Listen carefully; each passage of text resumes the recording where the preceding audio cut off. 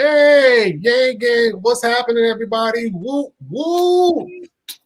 We are happy that you are here with us on this lovely Tuesday. It is us, smelling the council of gang, Tuesdays at 9 and whatnot. And of course, it's still March. And so we still got to represent Women's Appreciation Month. Yes, we are. Yes, we are. We're doing that. And always, like, subscribe, enjoy the show, leave a comment, do what you got to do, and whatnot. So tonight is a very special topic. We are highlighting, will gig work, or asking the question, will gig work be the new normal? A lot of people have been, losing their jobs here and there, and many more have been turning over towards gig work, working from home and doing some other stuff. And we're going to sit around this topic and we're going to talk about it. And of course, chat, you guys are more than welcome to chime in at any point in given time. Doesn't matter if you're watching on Periscope, YouTube, Twitch, Twitter. We're going to blow up a comment and we're going to have this discussion. And I think with the climate, as far as the economy goes, now would be a good time, especially now you got spring break lurking around the corner for most people, most states. Also on top of that, with the weather coming out and being nice as it is, and hopefully there's no, hey, Meech. Hey. Poor Toby. It's okay. And again, like I said, with the weather coming out and being nice and whatnot, a lot more people are probably going to start working outdoors and not really doing the traditional jobs. So that's going to be the topic for tonight. Will gig work be the new normal? Who wants to answer that? Because I have my reasonings and I have my answers. But first, a word from our two lovely panelists. Okay. I'll start unless you want to say. I'll start, Toby. You can go. Okay. Thank you. So, when we say gig work, I feel like we're mainly talking about like Uber Eats, DoorDash, Shipt, Instacart, those kind of apps where probably didn't exist like 7 years ago. Like they've been springing up, and I wouldn't really call it an instant job, but it's, and of course, correct me if I'm wrong. I actually haven't. This is kind of embarrassing, but I actually haven't really done research as to how to get a gig job, so I could be totally wrong. I do know with Uber, you have to, I think, probably fill out some kind of form and go to Jiffy Lube or some like their qualifying partnerships in order to start driving Uber. I guess they have to do some sort of check with your car. And I have a feeling that other gig jobs are probably similar in that case, where you probably have to fill out some sort of application, some sort of form in order to qualify that, you can pick up groceries, that you can, lift a certain amount of weights, that you can, a certain amount of pounds, that you can, do these tasks and functions that, that is required of the app. Of course, correct me if I'm wrong. I'm just assuming, because that's the only way it would make sense. But with these jobs, it almost, they're creating work for people to do. They're, putting money, like, let's say I've used Instacart a few times, especially at the beginning of the pandemic. Even though it was hella expensive, but that's another story, because, you had to go through the app and also with paying the person who, picked up your groceries and brought them to you. But because of this, I was able to, pay a person and give them money for them to do a job that, 7-8 years ago wasn't really a job, if I'm not mistaken. or at least it wasn't as commonplace. So there's apps like Thumbtack where you can find people who, could do like handiwork, like kind of in the area. You find jobs that way. Of course, like the food delivery apps. TaskRabbit, I think it's just sort of doing odd jobs for, like picking up things and things like that for people. Postmates, I think, is similar to that too, but Postmates, I think, deals mainly with like food and retail.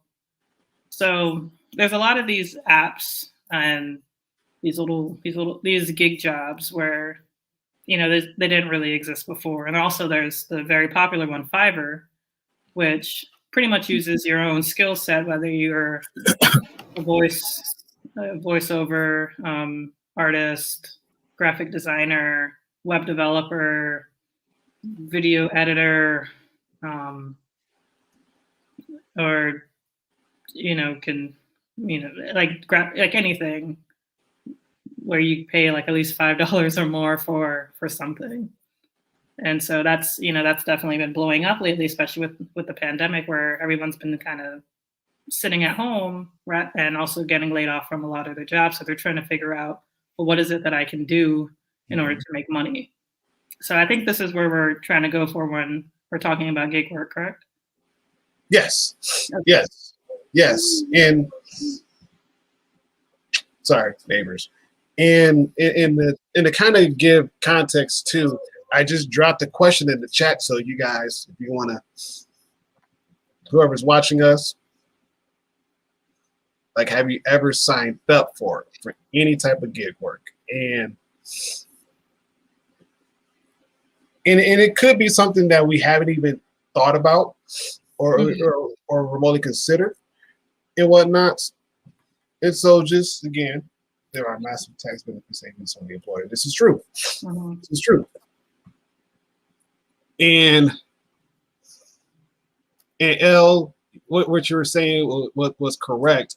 I do know that when it comes to Uber, Shipt, and DoorDash, those three, because I've done those three. Well, I've done 2 out of the 3. Uber Eats, for whatever reason, it's not big in rural cities, but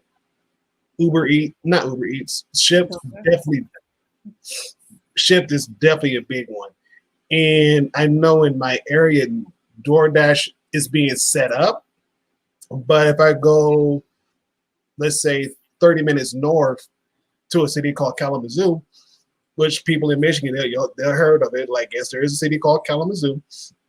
I can do DoorDash and Shipt and Uber Eats out there, and make a killing, And the one big thing that you guys have to keep in mind is you have to pass a background check.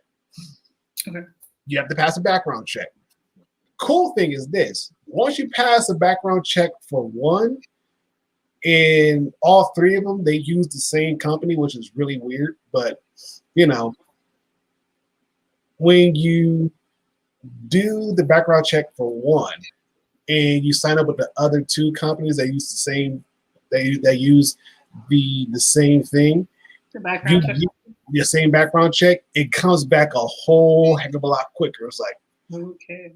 oh yeah, and it gives you, and they'll give you a free report. I printed out all 3 of mine because of the fact that I just wanted to have it for my record, and it's just fun. It is just nice to see, like, what's on my background. I know I'm Scott clean and everything else, but still, peace of mind. And then, nope, union jobs will be the new normal. Okay, Sample. Like, state your opinion. Yeah, Why elaborate on that. why would you think, or why do you think union jobs will be the new normal?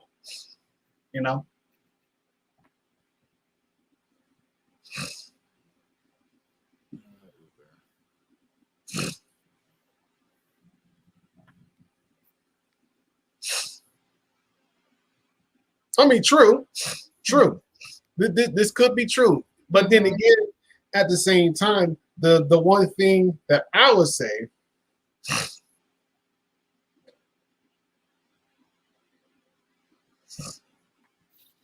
data centers, yeah, and then going back up in here to calculate the mileage, yeah, and the one thing I would say is this too, as far as those skilled union jobs, you would have to get people to go in there and invest into creating trade schools that cater to those avenues, you know. And I'm not to say that there's not none out there already, but when you got kids in high school and they and when you have kids in high school and all they hear is, yeah, you can go to college, you're going to go to college. Nobody's really making the emphasis of, hey, why don't you go and get a trade, you know? And even still, it's like, okay, if I get a trade, and one thing, will it be able to provide a comfortable living, you know? And most people, that's what they're kind of looking at between the two. Not to say that skilled trades are needed. They are. They're very much needed, you know. And I look at it like this: when you're in between jobs and you need something just to kind of sustain you until you get what you need, I think that gig work will kind of be that new norm, because it's a quick way to make some money. And especially if you know your area very well, and you know the people that live in your area very much well, you know the restaurants, like it's easy to do that kind of work. It's easy to pick up shift and do that there. It's easy to do Uber Eats. It's easy to do Uber, Lyft, DoorDash, just to name a few, Instacart. Grubhub, that's another big one too. Like it's easy to get in, it's easy to get involved, because now you have something that's coming in that you know that over time, if you put enough time and emphasis into it, you can make something out of it. And even if you do mess around and you land that career or that skill trade that you're looking to get, you know, cool. Use it as a side hustle. You know, use that to get ahead. Use that to get ahead. Toby, your thoughts? Yeah, and you mentioned the background check, which is one thing I was going to mention. So you have to typically be, you know, not a suspicious character, be able to get into these things. And there's, I would say, a relatively low barrier to entry for a lot of this. So yeah, like I haven't actually created an account for these, but I have Uber, I have Lyft, I have most of these like food delivery apps. And so I've always noticed there's a driver, right? Typically driver app for Uber, Lyft, DoorDash, probably Grubhub and everything. And so, yeah, it wouldn't be too hard if I really wanted to just set up an account and make, you know, deliveries. So I feel like a lot of people might just do that because of, like you said, people are in and out of jobs. People see how unstable things can be. So at the very least, people will have that as like a backup where, hey, I'm going to have this and I can reactivate it in a pinch. So people might say, I'm going to reactivate my account to be a driver, or even just the other gig work, right? The freelance work like Fiverr. Upwork is another big one that I heard about last year. Actually, I think through this group. It was sometime in the middle. It probably was somewhere in the summer where someone mentioned Upwork, and I was like, okay. And I was looking at it myself, and I was like, this is interesting. You know, there's some high-end things. So it's not just like, you know, quote unquote, low skill, like delivery driver, teenager type things. There are people who are graphic designers, web developers, quite a lot of things. Hey. Good to see you. Yeah, so there's quite a lot when it comes to, you can make quite a lot of pay. And spread the skills through different apps, different schedules. I remember one thing here in Massachusetts that I saw like last summer was I forgot the name of it, but it's like a weed delivery, because Massachusetts was like one of 10 or 11 states, now higher, that was legally was legally recreational for smoking. So I remember seeing that like different products, that you would see at a dispensary, you can deliver. And I'm like, that's crazy. That's like something I would never have thought of as a gig opportunity. And they were paying like up to $20 an hour. That's not trivial money. Like $20 an hour was more than I was paying at my first software engineering internship in college. So let's just to kind of have some relative, just to have the kind of comparison. So yeah, I do think gig work will be here and stronger in force. Some people see what needs are needed to be filled, and that people who might need to get a job on a dime, and just people in between, people who want to work on passion projects as well. They might want to just spend more time, money. Hey, the pandemic won't be forever, but people might choose to live in areas that aren't as expensive, where you can actually live off of gig work income, right? And you can live off that lower income, or at least like income that isn't the salaried stable income, and you can live in like a cheaper area, and you can maybe work on some other projects. So people might also do that for the flexibility of it. Like now you have remote work, but I think overall you're going to see that sort of shift as people align themselves and transform some of their skills. And I don't know. I don't have data to necessarily back all of that up, but just the experiences that I've seen and had, people who I've talked to, even before the pandemic, I had a lot of conversations with Uber drivers before I had a car. And some of these people were making all of their money from it and like doing other things. And I was like, wow. Oh, yeah. So I agree. I mean,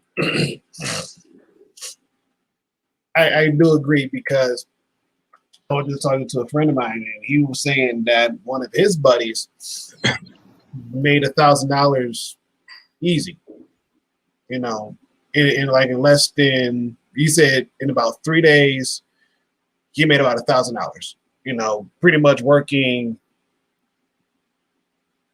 4, 5, 6 hours per day, and it's possible. It's possible. And especially $1,000 in the day or in the week? In the week. Okay, and just working 6 hours a day. Was it like a 5-day week or a 7-day week? With DoorDash, you can set your own schedule. Like with any type of gig work, you can set your own schedule. And the dude, and my friend, he was saying like, yeah, his buddy worked for 3 days out the 7-day work week. We'll take it like this: at a typical 7-day work week, he worked 3 days. It did like 4 or 5 hours each day. Made $1,000 at the end of the day. At the end of the day, made $1,000. And a lot of people were like kind of like questioning. I'm like, really? I'm like, dude, yeah, that's easy, because my brother-in-law, he lives out in Grand Rapids. Oh yeah, he already showed me how much he made in a week, and he just worked like 5 days. It almost made, he worked 5 days and almost made close to $1,200 in the 5 days that he worked. And it was like, okay. And so I dig it. I mean, and again, I just posted a question in the chat for anybody. Like, any negative experience using gig work, or from the people that are the workers themselves, have you had any negative experience? And what I mean is this: if you hired somebody to do your shopping for you, did you have a good experience? Did you have a bad experience? Or if you're on the flip side of the coin, if you're the worker, did you have a bad experience? Things of that nature. You don't have to list of which company you work for, none of that. But just share what's possible and whatnot. Let's see. Let's go to. Nice to see you too. It's nice to see you. you as well. Yeah. Yeah, I will definitely talk about Uber. That we. Mm, mm, mm, mm. Hey, Brittany. Hey, Yes. hey, Brent. Let's under your shirt this week for making 1,000. Let's see. No, we're not doing that. I mean, if you if you've heard any stories, I don't think I've ever had any bad experiences with. Mm-hmm. Well, there was this one time, like in Tampa, like all the Uber drivers were just bad. I was there for it was a bachelorette party, and I mean I get it. Like we were trying to stuff quite a few of the girls into one car. We did like 2 Ubers, and we were trying to fit one to one car, and like the guy was saying, oh, there's too many, blah, blah. And I get that. He wasn't necessarily wrong. But then he was like, does anybody speak Portuguese? I was like, you were just speaking English to us. I don't know why the heck you need to speak Portuguese now. And fortunately, we had somebody who spoke Portuguese. And I don't know what the heck they said, but he drove us home. But I can't remember if he complained on us or something. But I don't know. Like, it was just kind of weird. There was one Uber driver who was just driving crazy, and we felt like it's like this. I don't know. Every Uber driver I had in Tampa was just terrible. So I could be kind of, we were probably in the wrong a bit at times, but I don't know. Yeah. Toby, how about you? Any experiences? Negative? So, like, as a customer, experiences I've had with people who were actual workers. Mm-hmm. I've had pretty good experiences, even when I was Ubering everywhere and Lyft everywhere. Like, usually the bad experiences were more just like something ridiculous with like surge pricing and Uber, something ridiculous with like wait times, or they would cancel. They would like spend forever to come, only to cancel at the last minute, or like not. I think sometimes they would do a calculation where it's like, if they're gonna drive 20 minutes to pick me up, and then the ride was only like 10 minutes away, where my destination is, they might make the calculation that it's not worth driving that far to get such a little return, right? So Uber drivers, of course, prefer long drives. So sometimes that would happen. It's like, oh my gosh, come on, I'm really working on a timeline here. But when it comes to the personal interaction, I've not really had bad interactions with my Uber drivers. Like maybe there were a few where it was like, okay, that was kind of strange. But nothing like really horrible. I'm gonna give this guy 1 star type thing. Nah, like I would pretty much give 5 stars. And then I don't know. What do you mean they lie to riders? That's interesting. As for like food delivery, I don't think I've had really bad experiences with like DoorDash, which of course I've had to do a lot during the pandemic at different times. Sometimes like maybe, I mean, it's not really that bad because technically with the pandemic, it's safer to leave the food at the door anyway. But sometimes I would specify that I wanted them to give it straight to me because I live in an apartment complex that has like, I live right by an elevator.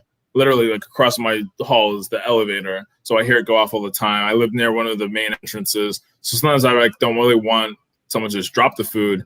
I'd rather they like hand it. So anyway, someone like knocked like 2 or 3 times, and I was like taking some time because I was looking for my mask, and so I took like a little longer, but it still was like not even up to a minute. And then I get to the door, and the food was just on the floor, and I was like, bruh, I didn't ask you to drop it on the floor, but whatever. I still gave them like 5 stars, but like that's like very trivial. I have very trivial experiences that were not like 100%, but I would say most of my experiences were pretty good when it came to requesting gig work, which has really just been food delivery and rides. I can't think of much else that I've needed.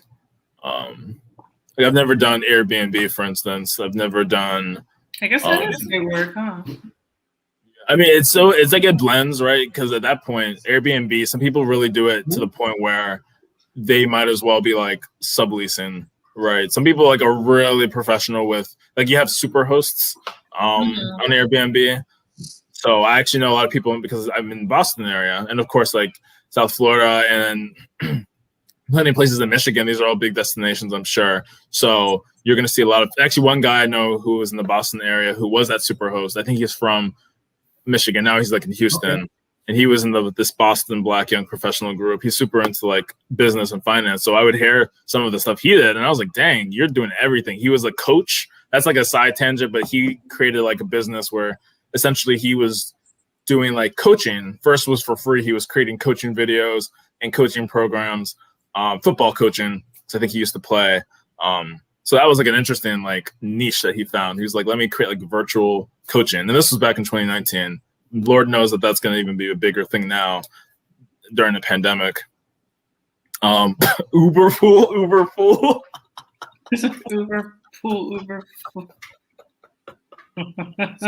Oh yeah, I haven't heard it, but then again, you know, oh well. Brittany, we hate apartment complexes. Fair enough. I mean, I'm surprised they even got in because technically that door should have been locked anyway.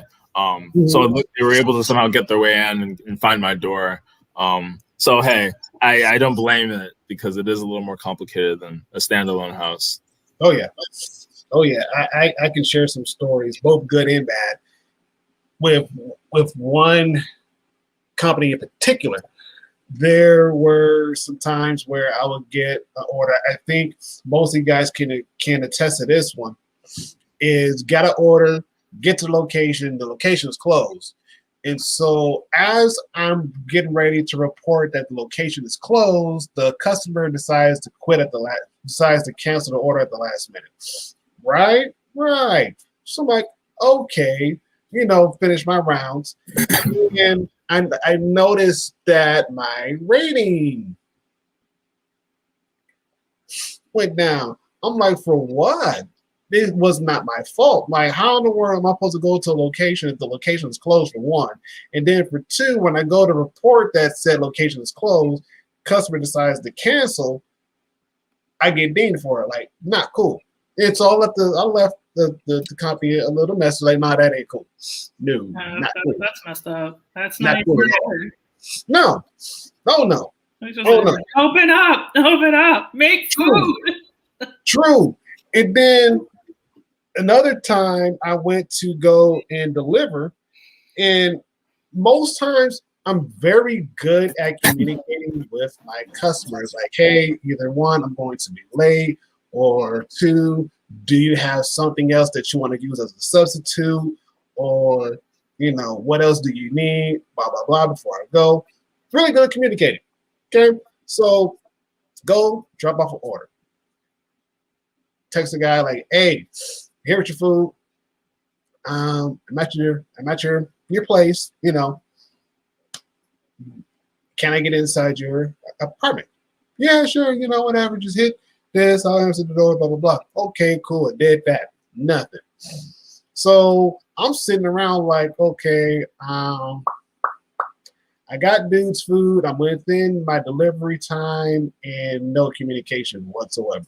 So luckily, some odd reason, the apartment door, going back to the apartment complexes, you know, it was ajar. But then again, I mean, the apartment was in the hood. So it was like, okay, cool. You know, I get it. Go in, make my way to dude's door, you know, knock on the door, nothing. Shoot a text, nothing. Shoot another text, nothing. So I'm like, okay, here's what I'm going to do. I'm going to put it on your doorknob, send you a pic.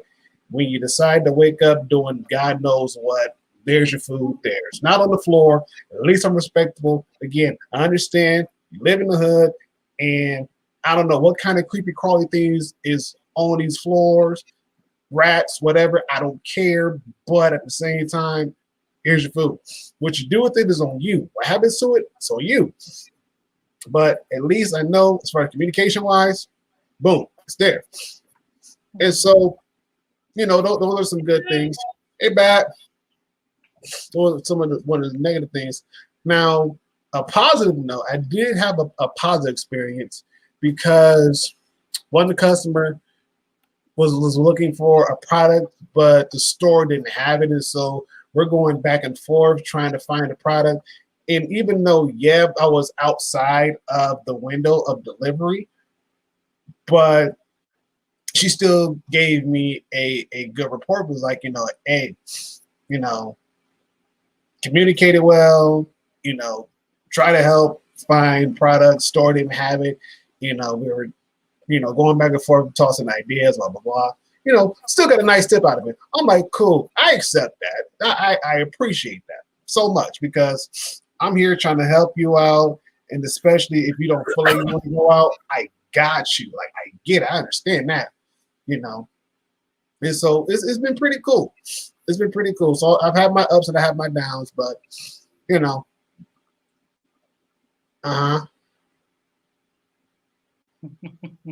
Yes. Go make your money, girl. Go make your money. Go make your money. That's funny. I get you. I feel that. Yes. Do it. The hardest one was huge point. Huge point. Right, yeah. And this pretty much goes back into what almost in the same lines of what Tampa was saying. And that is a really good point. Because if, again, case in point, let's say if we got a bunch of people that are using Uber Eats, we'll go with Uber Eats. If a bunch of people are using Uber Eats, you got a bunch of drivers coming up that has Uber Eats, you go to the restaurant to get the food, how many people do you need on staff to help prepare to make food? And especially if said restaurant has no dine-in capabilities whatsoever. They're like, no, we understand we can open up, but we decide not to, just because we don't have to, and to kind of save on the overhead. Yeah, for sure. I wouldn't be upset about that life though. Like, I feel that if we did have universal health care and or UBI, more people would just probably go into the gig work economy, because it's not like Uber Eats doesn't, or Uber and Lyft and DoorDash and everything doesn't exist in countries that have universal health care. I'm sure that there are people who that's just their career, and there's really nothing wrong with that. I think that's a really awesome, cool way to live if you're willing to deal with people, essentially. Because you could, like, what Ron was saying earlier, you could set your own hours.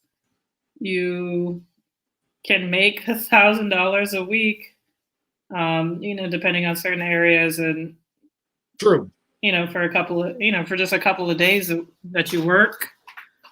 That sounds like a pretty off. Uber and 5 days ago finally agreed to get more. Yeah, I did hear that. Yeah, no, Uber has been fighting that forever. Because that's just that's like my entire life. True. I've made that. I could never. I've made that mistake one too many times. I continuously make that mistake. Yeah. I'll be kind of hungry and I'll just be scrolling through Uber Eats. And then, I'll start watching something or forget or do something else. I'll start to get really hungry. It's like, shit, I didn't put in my order. No food is coming.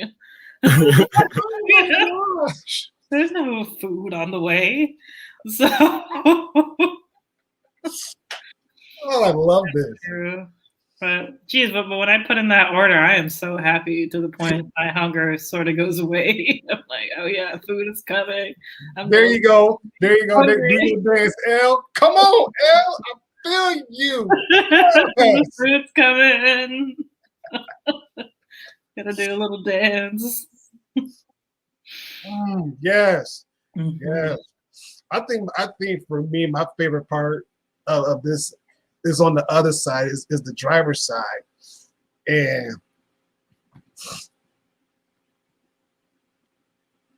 come on, you can't be like, listen, you can catch these hands. I will clock off so you get these hands, get a 2-piece and a biscuit along with your burger. Like, try me if you want to. The 2-piece comes free.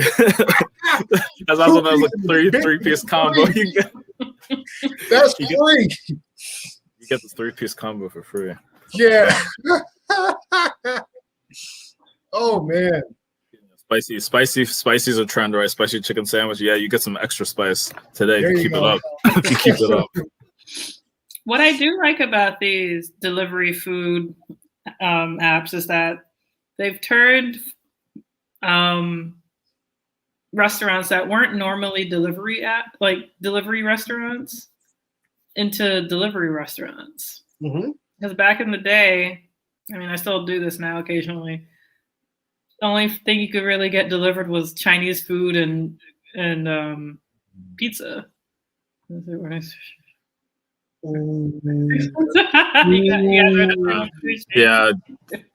Yeah. Ordering. Oh my gosh, that's been there.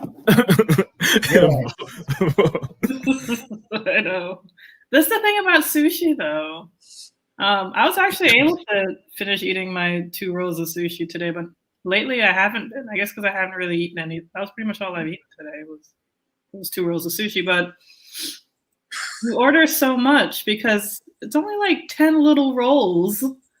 But then after you finish eating and then you drink some water, I hear like the rice kind of expands in your stomach, so you get really full. And I'm like, oh, I ordered way too much sushi. I'm so full. Oh man, you better make sure you got space in your refrigerator. If not, you better take it in one sitting. Like, 6 sets of chopsticks. Yes. I totally feel you, Mish. You know, I've been ordering from this sushi restaurant for years now. You know, always ordering 2 rolls, and you know, I guess they just haven't given up hope. They think I'm gonna find somebody because they keep giving me 2 sets of chopsticks. I'm like, no, honey, it's just me. Like, listen, it's just me. I'm hungry. Give me my food now. I know. They're speaking into existence for you, or they're passive aggressively. Yeah. I just have a drawer full of chopsticks.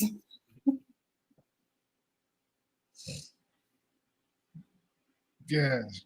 Right, exactly. It's true. Pizza, Chinese food. Yes. Oh man. You couldn't even order Japanese. It was just Chinese. I don't know if I've ever ordered Japanese. I've had Thai food delivered, Chinese food, of course, but I don't even know if I've had Korean or Japanese. So that's interesting. Like from the restaurant itself, or from these these apps. Either. I'm just thinking of like getting delivery. Most of the food I think has mostly been Chinese, along with some Thai restaurants. Not here, but when I was in upstate New York, there were some really good Thai restaurants. And then I don't know. So that was just an interesting thing that I thought of. I do kind of want to mention, this was sort of relevant. The good thing about these apps is that anyone can really use them. Doesn't matter like what language you speak. Whereas before, when you would call, you know, like a Chinese restaurant or, you know, Domino's or whatever, and you had to put in all the information over the phone, like your credit card information and what you want. And, you know, they're on the phone, but they're also dealing with customers that are coming in and doing other things. And so, you know, a lot of things would get lost in the shuffle. And that's why you had to give them your phone number. So they'll be like, oh, is this L at such and such place? And you're like, yeah, that's me. In reality, they're actually taking your phone number and selling it. And that's how you get, you know, the solicitors and the telemarketers. So that's what was happening, you know, in the back end. But, you know, it was making things more convenient for you at the same time you're getting telemarketers. So, which was not fun. So there was a lot of, confusion, but with these apps, there's no confusion at all because I'm putting in my credit card information into the app. So it's just locked and loaded in there. So I don't have to keep repeating it to all these different restaurants every time. It has my address locked and loaded. And, you have a wide selection of wherever you want to go and eat or where you want to get to eat. And there's no confusion because I click on, let's say, jerk chicken and the restaurant, like there's no like, oh, I can't hear. It's like, did you say jerk chicken or did you say jerk? No, like clicked on jerk chicken. There's no ifs, ands, or buts. If I get jerk chicken and I meant jerk pork or something, then that's on me. It's not on them. Yes. Oh, Caribbean food. Oh. Yeah, I don't know if I've ever had that or delivered, but when I was in upstate New York, that I mean, it was actually an okay place, but it was still nice that there was a place, Island, I forgot what it was called, but I think it was Jamaican specifically, so that was cool. Yes. New York City obviously has its New York City has its Jamaicans for sure. Mm-hmm. I mean, I'm looking for a rite of passage. They all have to come through New York for some reason. There you go. There you go. So, got a question, and I want your guys' thoughts on this in YouTube chat. If you guys, for those that are still watching, what are your thoughts on sites like user testing? Considering user testing is another gig work type of site that many people have had some So what are you guys' thoughts? User testing. Even or if you've used it, have you ever used user testing? Again, share your thoughts as well.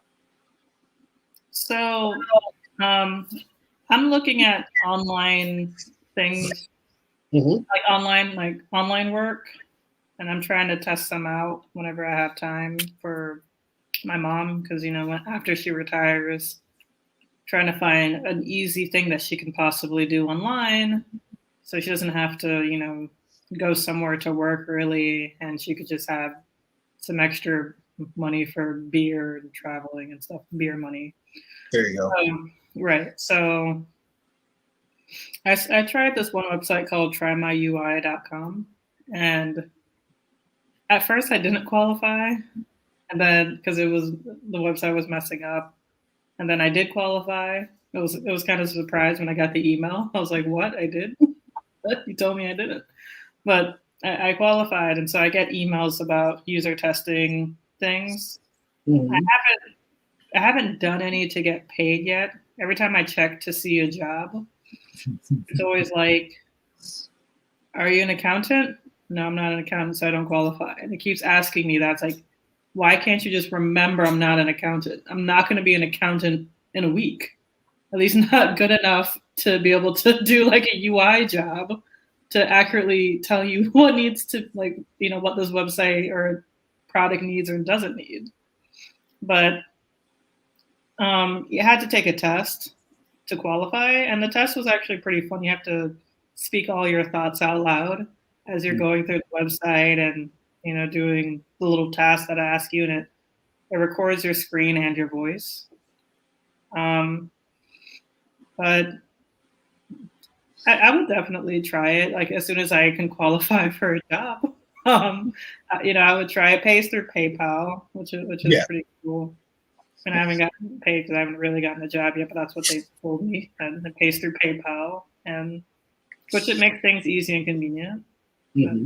I would recommend if you just want to get a job that I forgot how much they pay each task. I think it just varies depending on the task, but you can probably make some decent money. And there's also this one that I do want to try. I got to find the website again. So there's a subreddit called Work Online, and in their about section, like their info section, they have a link to like a huge list of jobs that you can do online. And there was one for like transcribing. So I think it's like writing the closed captions or something for various online websites. It could be, employee training videos or things like that. That's what I'm assuming. That's what it is. It's also good for people who can speak multiple languages and can translate. Like the more niche the language, as sad as that may sound, I'm sure they would pay a lot for it, especially, if you also speak English. So, that's just another thought of what you can do online. Oh yeah. My experience with user testing, it's a very much a love-hate thing. It's a very much love-hate. It's like I love it when I qualify, but I hate it when I don't. I do. I do.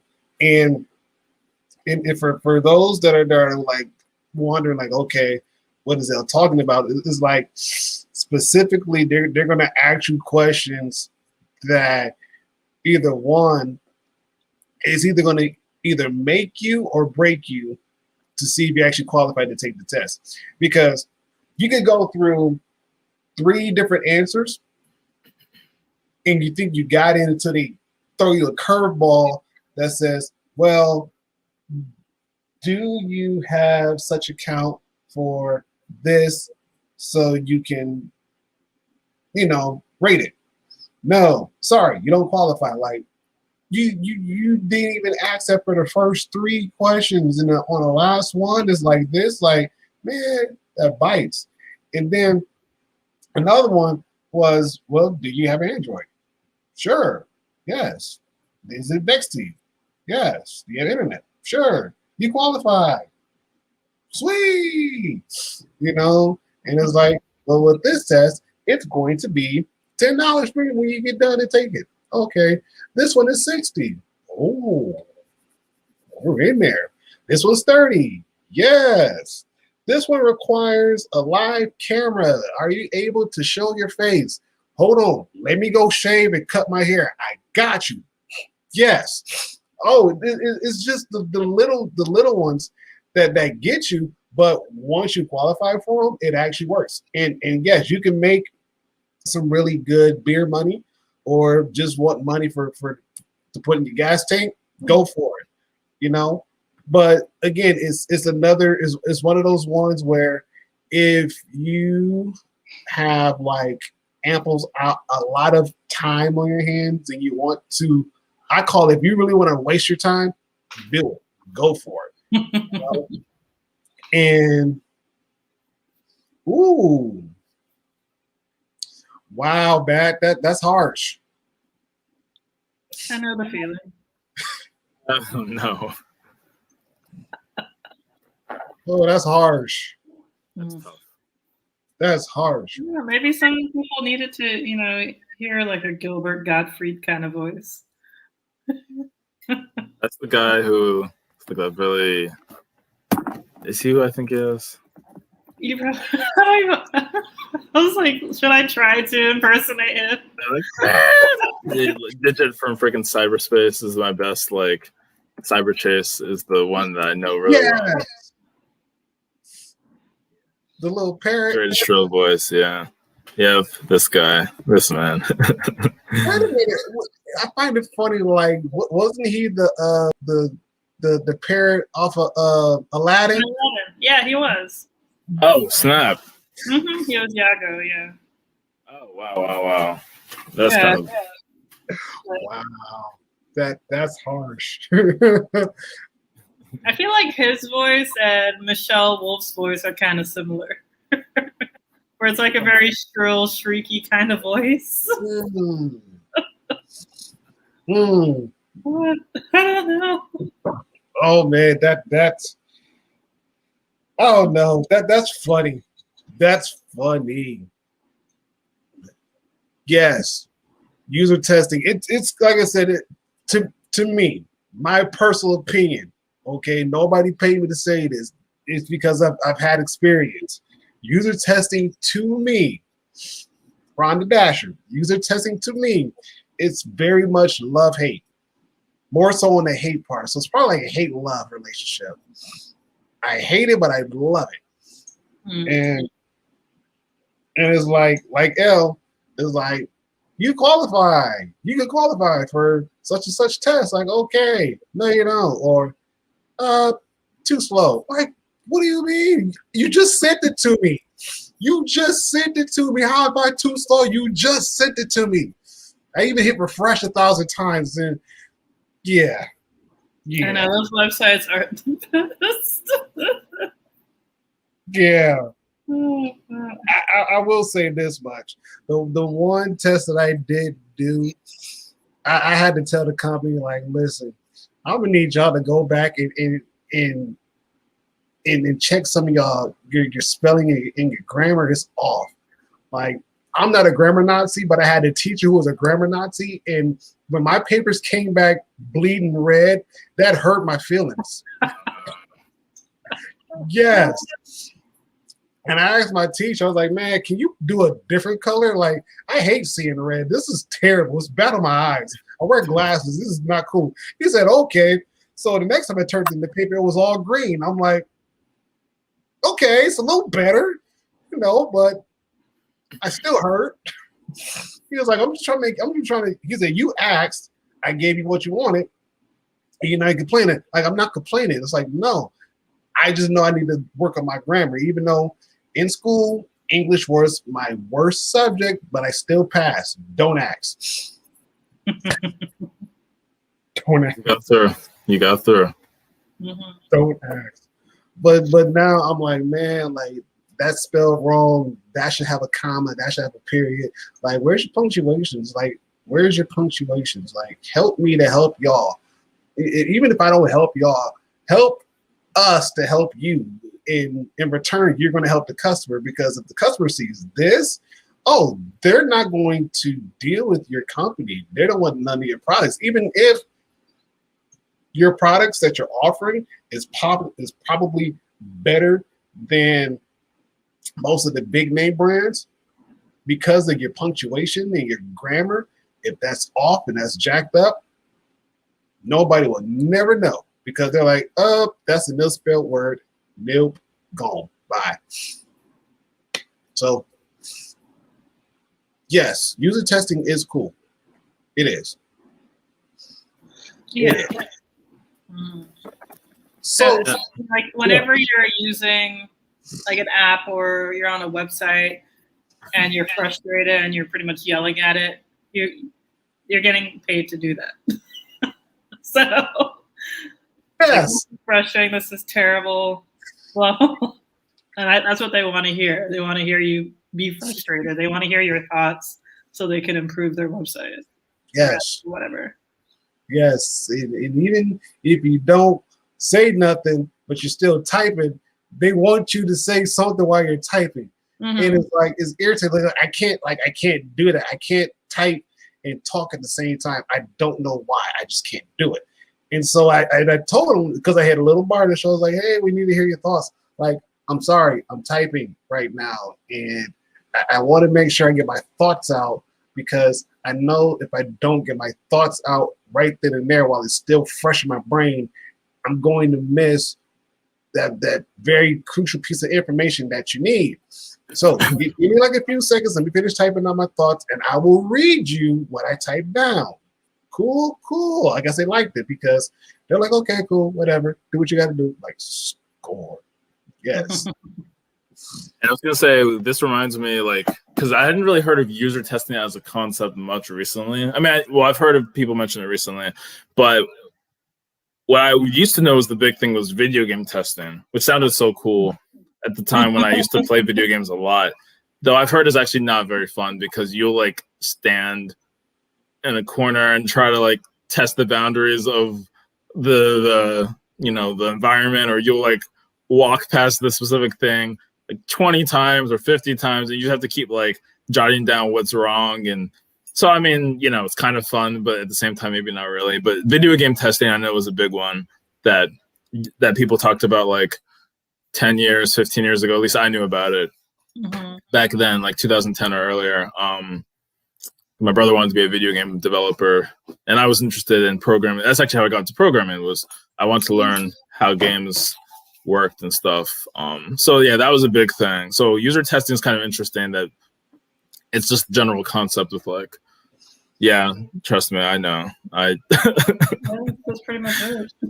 Yeah, it's the life we chose. It seems. I think I No, might I mean- have cursed on my qualifying test. I can't remember. If I'm frustrated, I curse. You know, I'm not.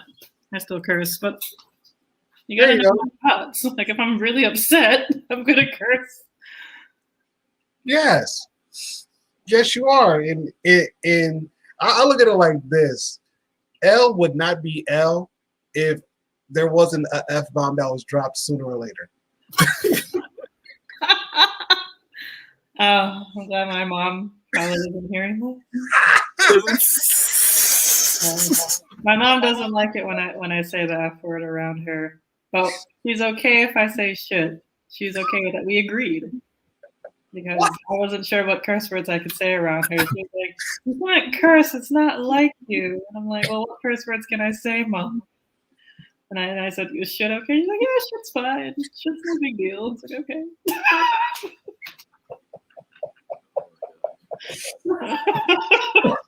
Oh, okay. I'm gonna ask, but okay. That's That's enough. all. glad that y'all came to an agreement. Yeah.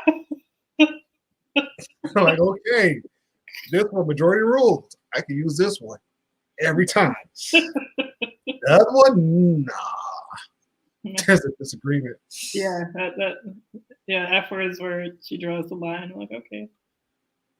It has a strong connotation towards it, especially depending upon what happens when such said word comes out of your mouth. Mm-hmm. Yeah. Over here, her like muttering it to herself too, and I was like, no, we can't say that word in this house. that's your rules. That's what you said. Got her. Oh, ouch. Ouch. Oh man. L has struck again. Yeah. Oh man, this is awesome. This is awesome. This is a good one. Mhm. Yes. So another random question. Do you guys think that there could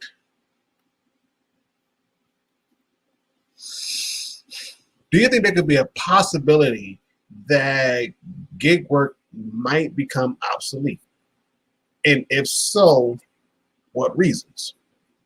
I don't think every kind of gig work, but I think some of them will. I think the delivery ones will for sure be obsolete. Probably the soonest because of self-driving vehicles that will, be coming up shortly. Some of it now they have, Postmates and all the big delivery people like Amazon, UPS, and stuff are working on these little robots, especially for cities and college campuses and things like that, where delivers the food and goes about its business. It's good for saving people from doing those little jobs. However, you're going to need less people because now you have this robot doing this job, and now we're going to be having bigger vehicles that its sole purpose is to deliver items. So it'll probably be like these little refrigerated cars. It'll be like these storage cars, these storage vehicles that will probably be fully electric. So that's also, like green, and we'll probably be trying to hit the company's goals for, like when they want to be like, oh, we want to be carbon zero, net zero by 2030, by 2050. So, now they have that incentive. So they're coming out with like these totally green refrigerated vehicles that are self-driving that will probably have all your groceries in there. So those kind of things will, Instacart and things like that will probably be a little bit more obsolete. Instacart itself, probably not, because I'm sure Instacart is probably looking at these sort of vehicles so people are so used to Instacart and Shipt that Mhm. they're going to continue using this, and then you're going to have a self-driving vehicle just show up to your front door rather than Mhm. a human being. So I think some gig work is going to become obsolete. I think web development might, because there's a lot of websites that make web development very, very easy. Mhm. So that might be the case where people are just going to be making websites themselves. Like Wix already has like a drag and drop kind of feature, that just needs to be. I mean, I used it like years ago, so I don't know if it's gotten better now. I assume, but there's like Wix. I think there's another one called Webflow. There's also like Squarespace and all these easy to make websites. I think even Shopify might be doing that too in some sort of way. Totally go away, but it's right. I don't think it's going to totally go away like web developers, but I think they're gonna slowly start to be a little bit less, like slowly start to become, like obsolete. I think it's gonna be like a slow decline, which is sad and unfortunate, but I think that's going to be a thing. I'm trying to think of graphic design and development. Okay, that's good. I'm happy that Wix has improved a lot, because when I used it back in like 2013 when I made my first portfolio, it was just Exactly same for me. yeah, I was like, this is disgusting. it was a rough time. Yeah, like I mean, it helped me get jobs, I guess. I think I don't know. It was just something free I needed to put up onto the web. But yeah, automation is the path to profitability, I guess, for the company. Yes. Not for humans who are driving. So I think we know that Uber and Lyft are pretty much just getting people addicted to these apps, so to eventually get into self-driving. And I'm sure that's the case with DoorDash and Grubhub and all the others. Domino's for sure. Domino's is working on like a self-driving like little pizza car. So I do think like some gig jobs will start to become obsolete and will slowly go away, but I don't think everything. No, I hear you. I hear you. And I do get it, because with automation and with AI coming in, it'll also give credibility that we do need universal basic income. Like it's going to come to it. Like you can't expect people to live in an economy that does not work for them when they try to make the economy work for them. And now you've taken that away. So they're going to have to supplement that income with something, And with UBI, that would be the cause. That would be the case.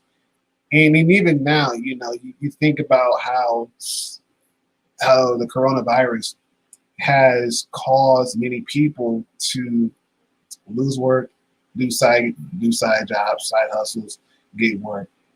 And it's like they can do as much as they can to try to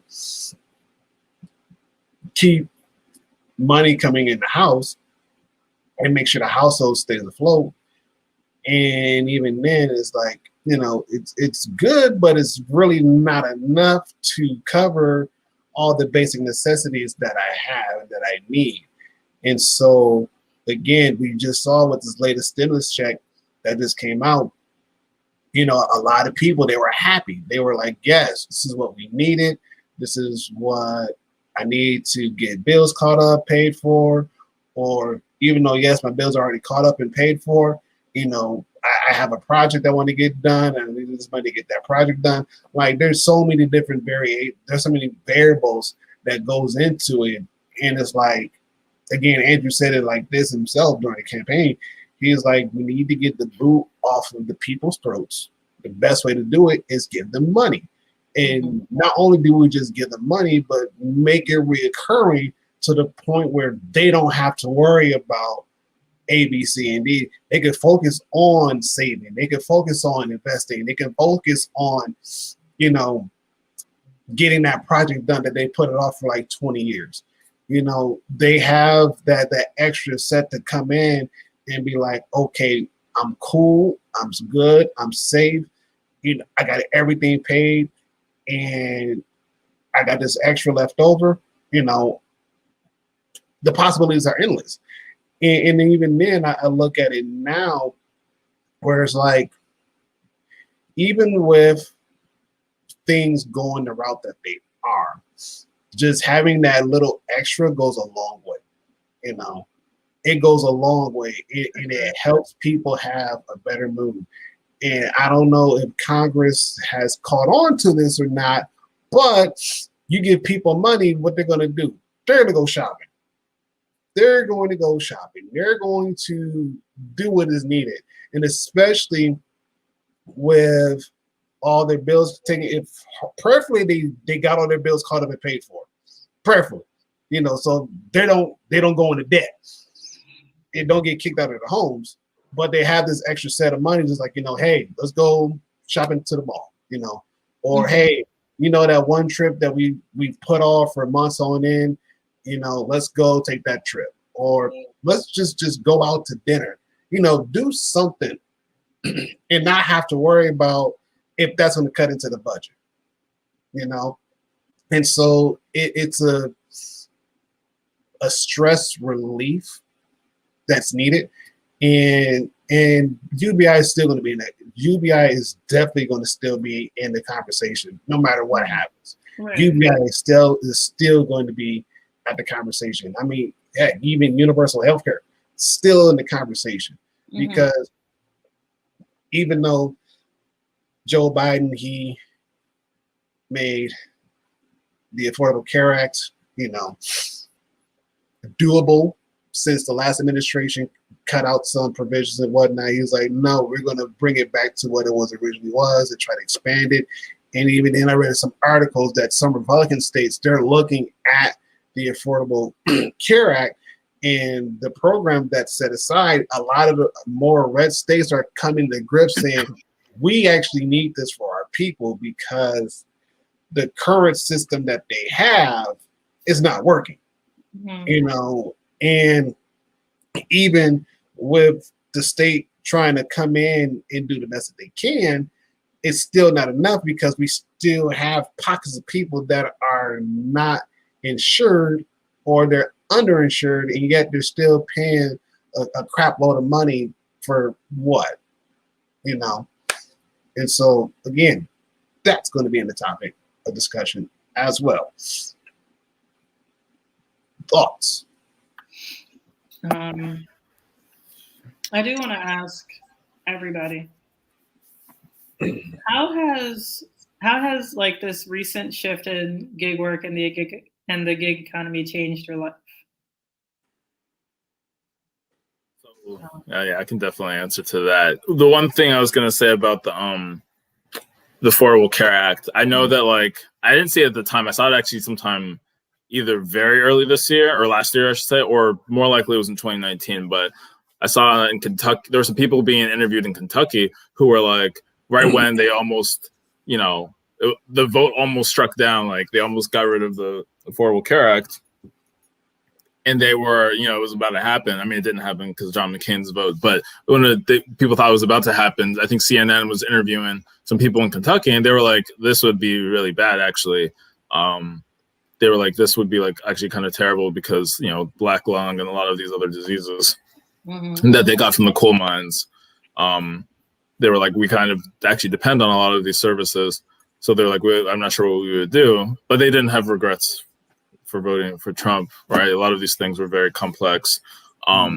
So I was just like, healthcare, really, there's so much that, I mean, it's such a huge system, and I'm not going to pretend to know any, like, really barely the surface of it, but, you know, there's a lot that a lot of people depend on, and unfortunately it got very polarized and partisan with, like, Obamacare, but and like the attacks against it, but the idea of universal healthcare is actually pretty relatively popular, and would help a lot of demographics and different, like red, blue, doesn't matter, when it comes to the states and the politics. And with gig work, obviously it would make it much easier. I know like Roberto Blake talked when we were talking about financial literacy last year, he talked about kind of what services he used. He mentioned there are services that if you're a gig worker, you can use to look for healthcare that's cheaper, different types of plans, but obviously the universal healthcare just makes that a baseline, that you can, or a fallback. So, but to answer the question about how it's changed my life, oh my goodness. So I got Uber, I think it was September 2014. Really weird situation because I found this rave, and I'm like, I would never thought of going to a rave, but I had some friends, funny enough, pretty much all of them who were Black, who went to my high school, who like would post a lot about raves, and they were low-key, like, I don't know if they were promoters or what, but they would like post like, I think Bass Nation, Steve's promos, like all these different raves that happen, especially in the East Coast, DC metro area, but I'm sure other places. Baltimore was like where I would see most of them, and that's where I was at the time for undergrad. So I was going to this rave called Temple of Boom.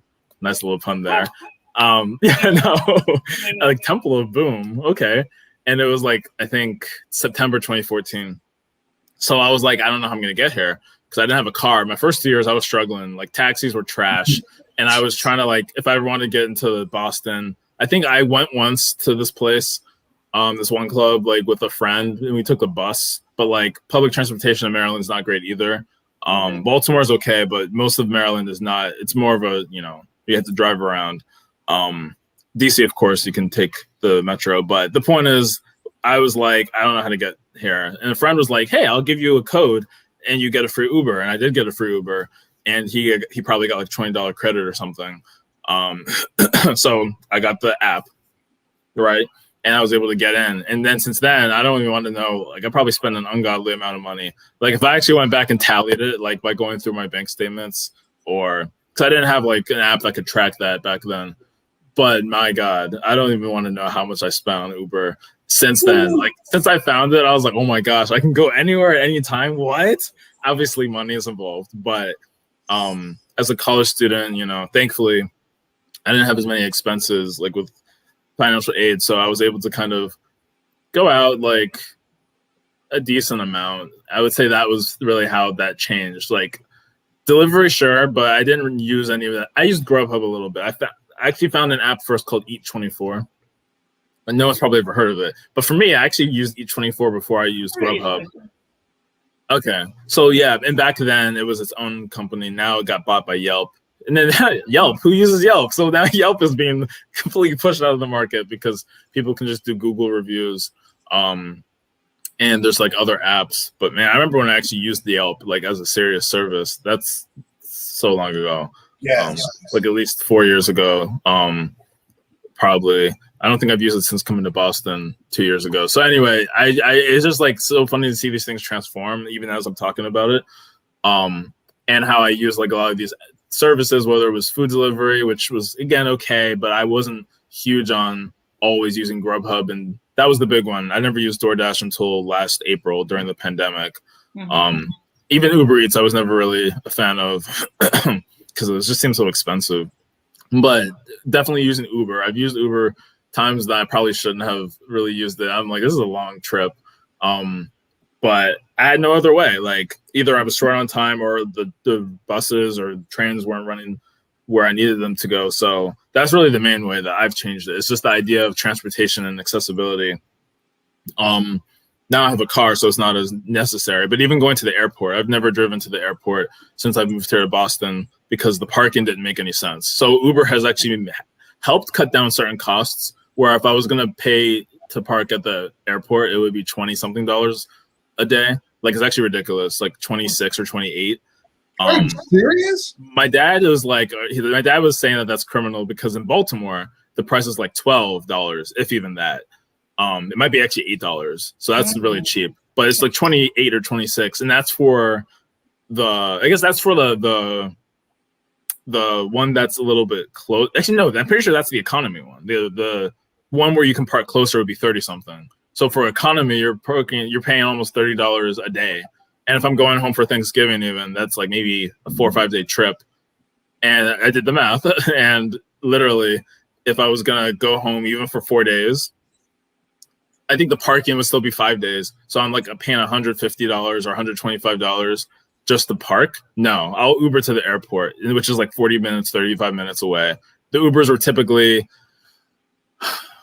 like $50 or less. And then I get someone to pick me up at the air. Well, either way, I'm flying. So obviously I would have to have another transportation in Maryland. But I when I was doing it, I was like, wait a second, I could literally just Uber to the airport. Yeah. And I do it every single time, even this past, winter holiday. So I feel like it's just radically changed the way that I see like moving around, because I don't know, in school you have to depend on people.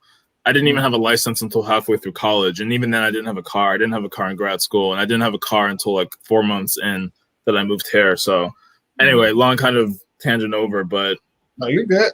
Uber and Lyft have just completely changed the game, and those were like my go-to apps that I probably used the most, just for being able to go out and go places. Yeah, I hear you. I think for me, I think the one that helped us out was Shipt, and that one we used that one more during the time when we were in quarantine and we had our groceries delivered, and the lady, she was always nice, so nice. And even if we didn't have like, anything to get, she would always ask like, hey, do you guys need anything extra, blah, blah, blah. She's like, I know you guys probably didn't put an order in.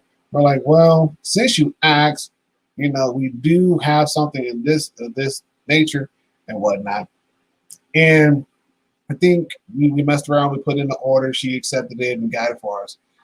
And like typically, you leave a tip, on the app.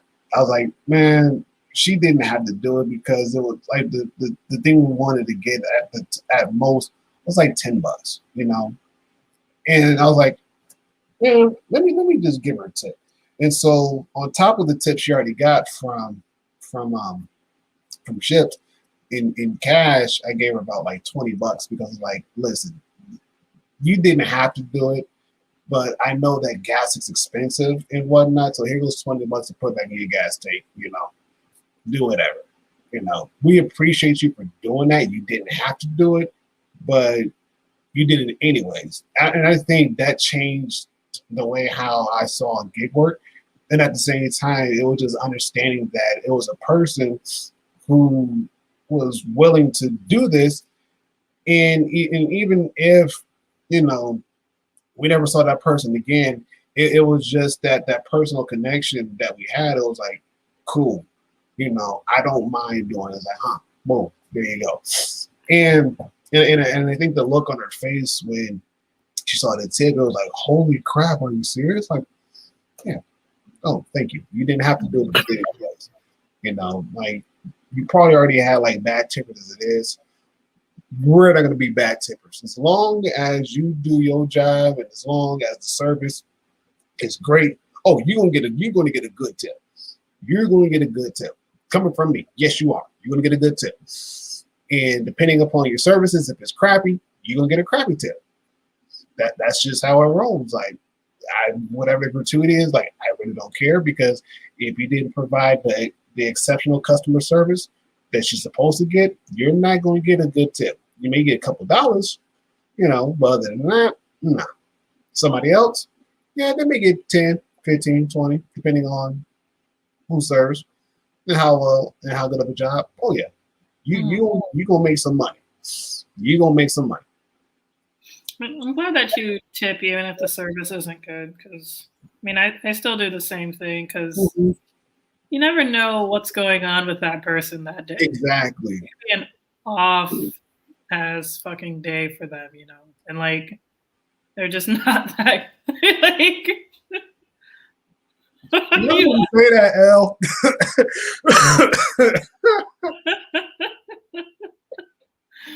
I was wondering if you're gonna catch it, but yeah, no, it could just be just like a really off day for them, and they're just not at their best. But it doesn't mean they shouldn't eat today, you know?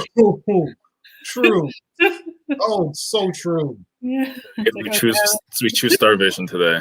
yeah.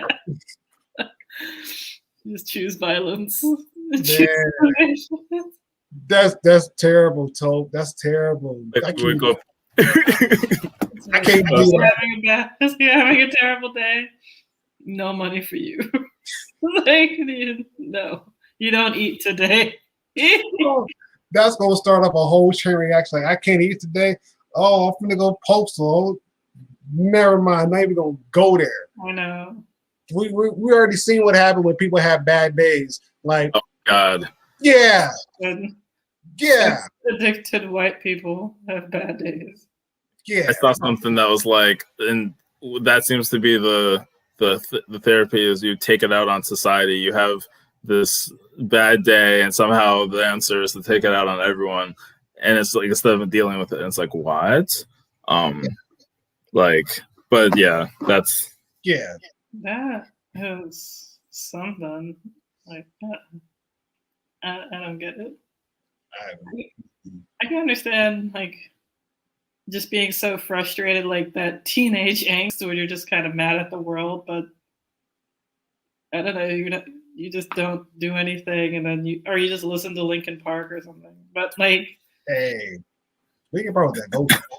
I'm not saying anything bad about Linkin Park. They've helped me a lot. Oh yeah. But yeah, I don't know. It just doesn't make any like. I'm very angry about that, of course. But yeah. Yeah. We feel your sentiments because a lot of stuff that's been going on is like for real. Are we really doing this today? I know. It's like we're still on this. Like, are we doing this today? You know. And stop it. oh, man. Hey, listen, Linkin Park has some hits that if somebody would have played, depending on what kind of day I'm having, yeah, I might just close the blinds and shut everybody out.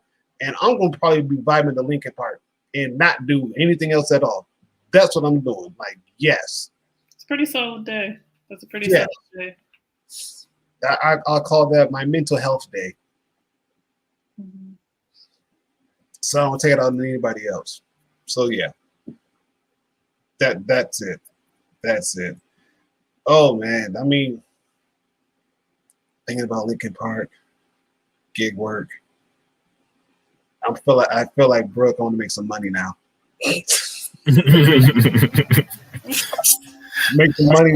Make some money, listen to Linkin Park, like, heck yeah, let's go. Yeah, right. I mean, that's some good music to play in the car if you're an Uber. Oh man, listen. I'm gonna say too, I got some good speakers in my car with that good bass. Oh yeah. Y'all gonna hear me a mile away. Wait, what are you jamming out to? I'll listen to Linkin Park. Like, I came too far to lose it all, but in the end, it don't matter. Here's your order. Have a good day.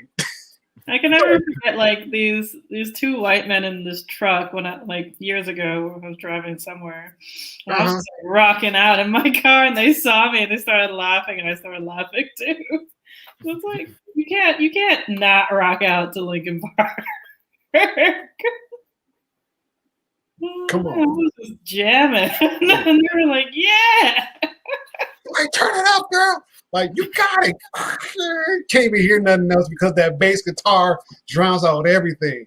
Here's what we're about to do then is basically I don't know if it was a party bus, I would say, but basically just go around bumping music, make sure you got the best equipment, and it's like, all right, this is like I mean, no one's gonna pay for this really, but like, basically like a mobile party that you just like bring to people. Or you like, I don't know, you will totally pay for that. Have you heard of like a party bus and things like that? I know that there are legit party buses, but I'm just thinking like I'm just gonna have music blasting. You request the genre. It's like Uber, but with the choice of like a playlist. And you can just like have a party get brought to you, or you ride somewhere and you're just like going through the streets making people hype. I mean, people have to be okay with it because people might yell at you at 10 p.m. in the suburb if you're like blasting Linkin Park or like, I don't know, anything. Migos, it doesn't matter. People might be like, what is this? So in other words, you're like a mobile DJ. You said other words, what? You're a mobile DJ. A mobile DJ. Mobile DJ. It's actually funny. I'm trying to remember before I like go on a tangent. If with the original question for this, if it was the obsolete thing, or if we had, if there was another thing that we had been talking about, just to close that out. Speak your mind, Toby. All right, that's fine. I'm gonna say so.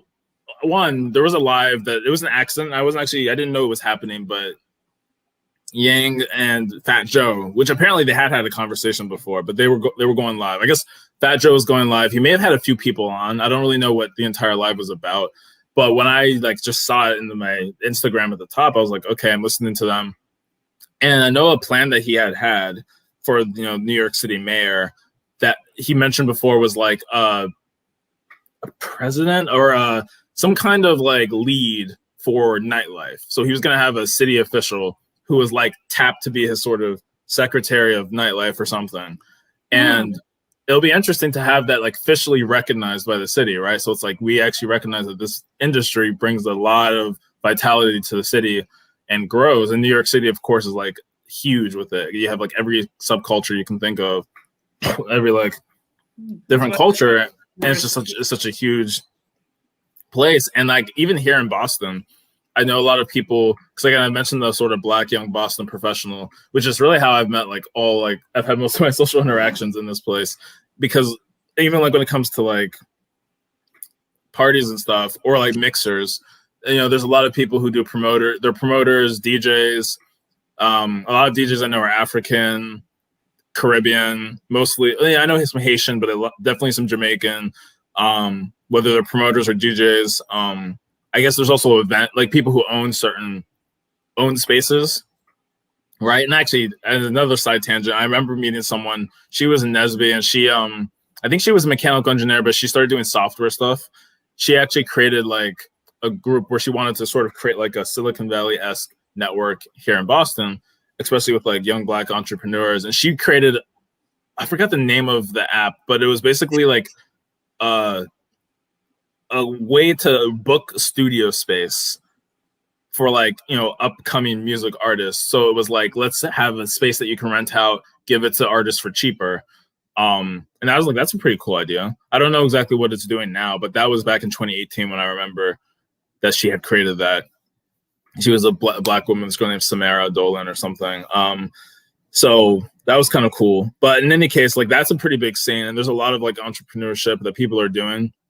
One that I'll shout out, and I mentioned it, I remember to you, Al, briefly, was R&B Only, which was basically this event by organization called Colors Worldwide. I should send the link here in the chat, and if you want to tweet it out later, I'll tweet it too. But Colors Worldwide was like an R&B party that basically got started, let's say 2017 or 2018, because the guy was like, I hate going to clubs and seeing people just standing around talking like on the wall, paying $20 for nothing to just sit around, look good for the gram, right? Take whatever pictures.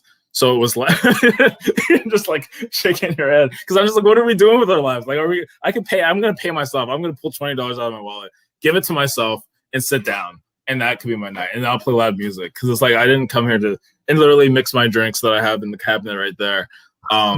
So R&B Only, the guy named Jabari, he created this thing where it was like he basically created a touring party. It was like a concert series where, it was mostly just like playing like throwbacks playlists, but it was really good. They have really good production. They had like a screen with like different animations on. The lighting was really good. I've been 3 times here in Boston. Obviously not since COVID. I think the last one they had was right at the beginning of 2020, like a few days into the new year. And they've had some like virtual live streams they've done recently for like Valentine's Day and some other stuff, which obviously isn't the same. But the point is that he like was creating a whole new business model of like how live events are going to start to phase out. I mean, people want to go to live shows, obviously. But in terms of like, it was a really interesting graphic how most of the R&B music right now is like maybe 20% streamed, but like the market share, I think most of the music for R&B, and I would say probably a lot of hip hop is like it gets like the 70-80% range of live music. So most of the revenue is from live, you know, people touring and all that, right? Okay. Right. You've seen all the different, you know, videos that people put on Snapchat, like whether it was Beyonce and Jay-Z doing the Carter's tour, or Chance with the Coloring Book, Kendrick with Damn or whatever. You've seen a lot of these people, and the shows are sold out. It's super hype. But apparently in the next 10 years, it's going to radically change. And you're going to see that mostly streamed music is going to become like the 80% of all R&B. And R&B is like a place where there's no real like kingpin. I mean, Jacquees got clowned for saying that he was the king of R&B, but even John Legend and some other people were like, you know, this is an existential question for us. Who is the king and queen of R&B? Because we don't really know.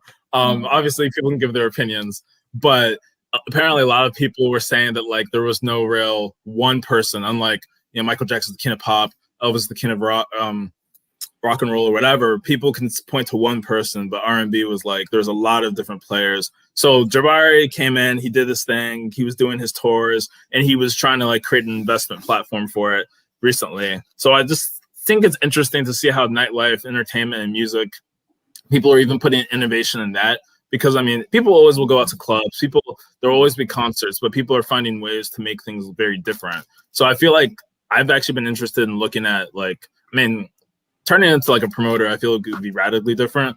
But I have a lot of friends, again, who are like, you know, young professionals, very like really smart, really bright people. And it's really interesting to see them, like some of them pivot to this field. A lot of them do it on the side.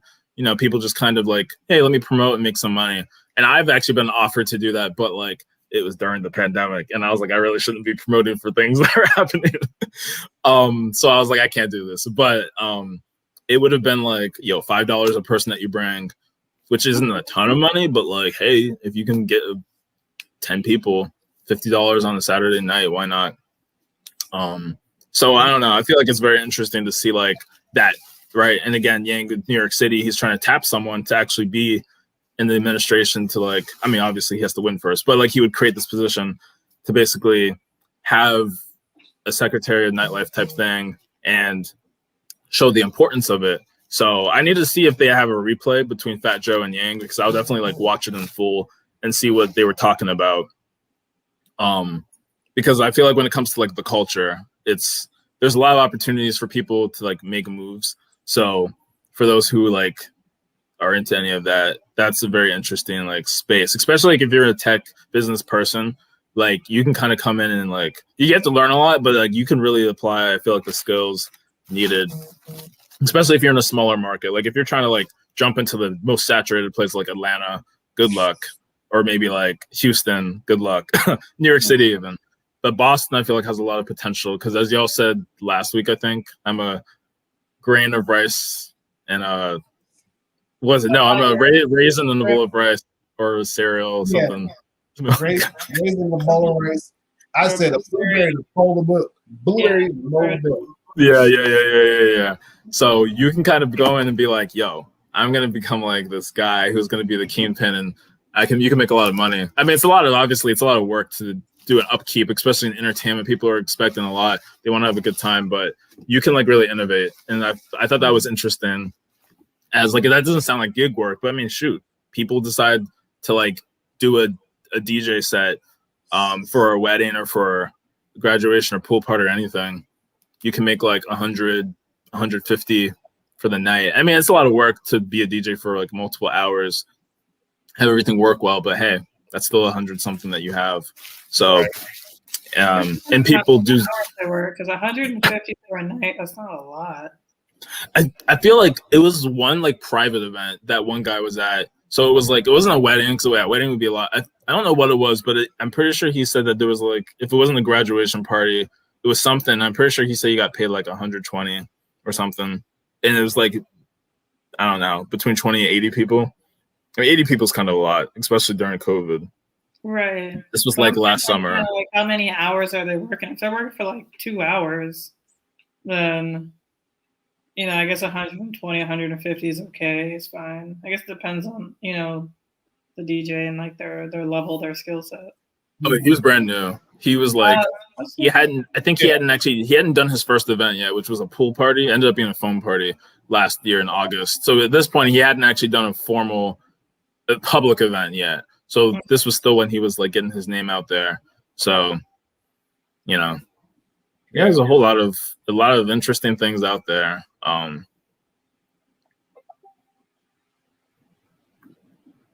But yeah. That's cool. I mean, when it comes to gig work, and especially when you start talking about gig work and you start naming things off, a lot of it falls underneath that umbrella. And whether people know it or not, and Elle, you're right too. There's some things that will become obsolete, but there are going to be some things that's going to stick around for a little bit longer, and we'll just have to wait and see. Because I do believe that when it comes to DJing, that's a skill that only that's acquired through time and effort and ups and downs. Wow. There you go. Boom. I was going to say something, but I forgot it while I was just going on my little monologue. And I remembered it actually now, right before he said that comment. I was going to make a joke. Unfortunately, it looks like Bat beat it to me. Bat beat me to it. I was going to say I could pay people, basically, if they don't have enough space or they don't have a fridge, I could say I have this giant fridge, and I'm basically going to like use my fridge as storage space to store whatever, fridge and freezer. Bad idea. That's just like get a bunch of deep freezers. Like there's this joke like with like if you're in an African household, you're gonna have at least one fridge or individual freezer for every person, or at least one for every two people. And that's true. Like there was a main fridge, a side freezer, like vertical one, and a horizontal deep freezer in my house, and we had 6 people in our house. And so I was like, yo, I got mad. I mean, no one's going to really like pay me to like go over to my house to store all this stuff probably. Unless that has to do with catering and other stuff, then maybe you can make something from it. But yeah, let me use my fridge, and it's going to be called, I'll come up with a cool name later. There you go. No, that's a good idea. That's a really good idea. Rent refrigerator space. Boom. There you go. That's actually pretty dope. It would work well for like, I don't know. I have to think. It would probably work well in bulk. It depends on what you're trying to store, but. And I do know, I probably haven't done this in a while, but I do know that if anybody is like into writing or fridge wallet. Sounds like a crypto thing. cold storage. That's it. Fridge coin. That's what we call cold storage. Oh no. Puns are intended. Pun very intended, yeah. So what I was going to say was, if anybody is a writer and you got like a bunch of thoughts and ideas, you do realize you can make money off of Medium by publishing your work. That's true. Medium, yeah. I heard of that one well, I heard of people talking about using Medium to talk about like stuff you're good at and sort of just writing out like how-tos and short stuff last year. And I was like, huh. I'm glad you brought up Medium because I completely forgot about it. Well, and it's funny because like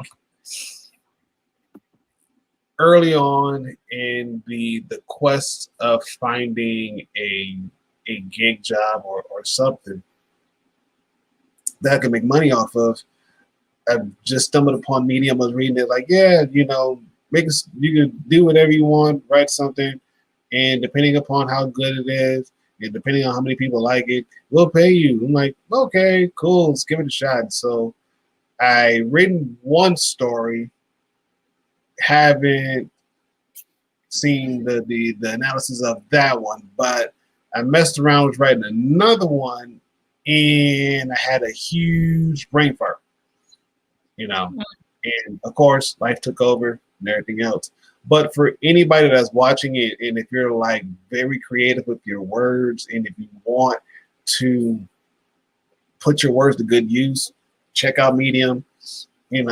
Post your stuff there, and you'll never know. You never know. Your bestseller could come off a Medium. Just saying. Just saying.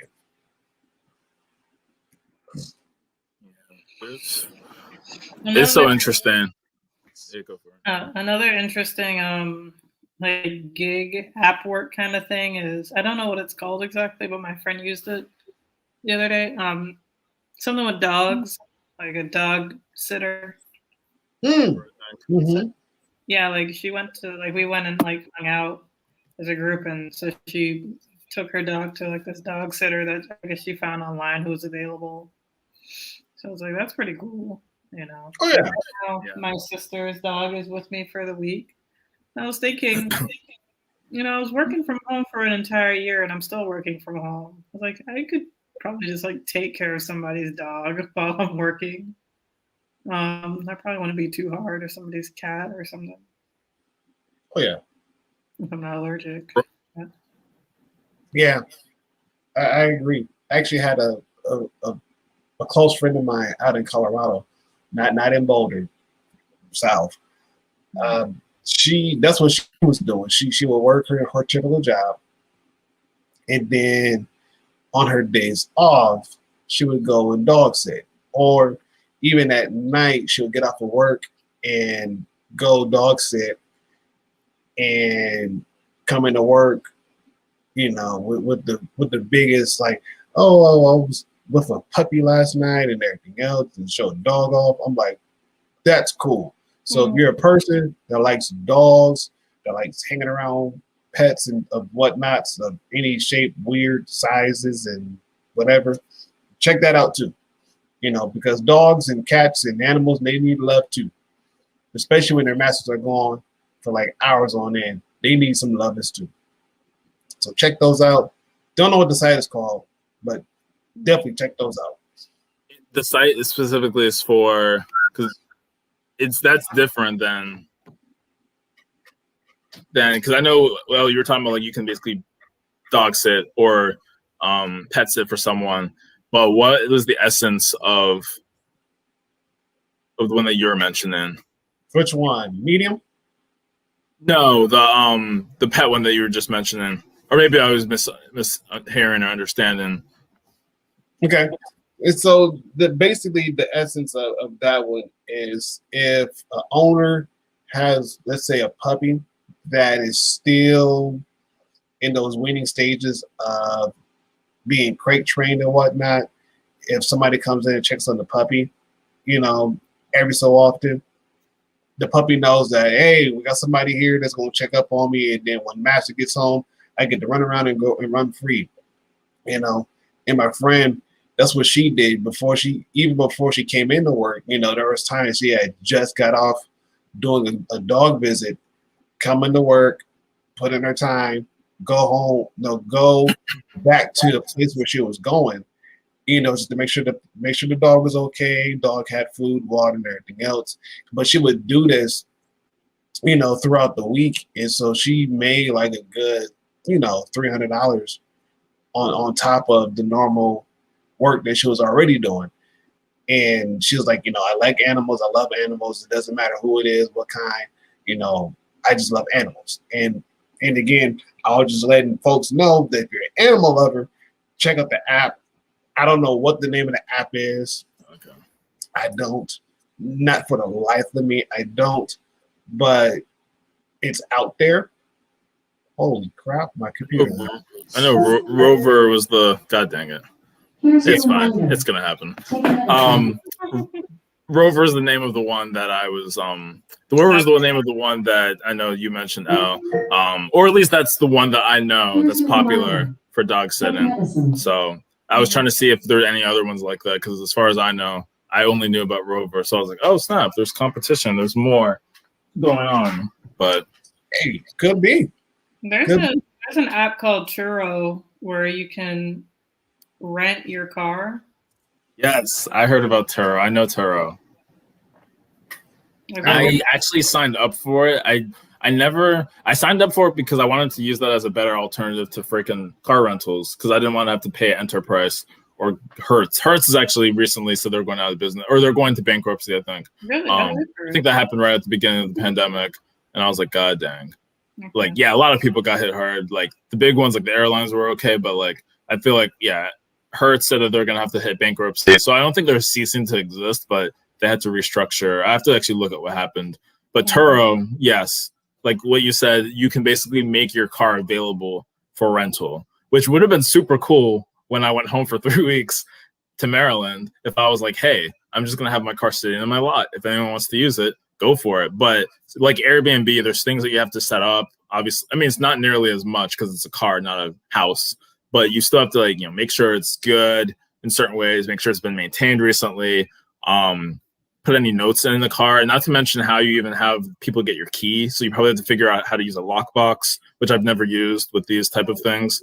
Because Airbnb, I think mostly people have like codes, right? They have a keypad or something, and people can just put in some code, and you can use maybe an app and change the code. No idea how to use it. But yeah, what Bat said, it's Airbnb for cars. Which I feel is a super cool concept. So if you in fact, you can actually make your money back probably pretty quickly. See, this is cool. We definitely have to have like a conversation because this is a good conversation about gig work. But I know like just talking about ideas that are out there and how to use them, we're gonna put people on to good things. Like you can get a car maybe for cheaper and then use Turo. Get Around is another one, but Turo is more widespread. Get Around only exists like in Boston. It doesn't exist in the greater area, like where I am, 30 minutes away. And I don't know what other cities it exists in, but Get Around is a nice one. Or is another one I've heard of where you can basically rent out your car. But funny enough, when I actually had Get Around or Turo, one of them basically made you sign a contract or like a terms and agreement that says, I also do not have an account with the other one. Like Turo said, I signified that I do not have a Get Around account, or Get Around said I do not have a Turo account. And I was like, really, guys?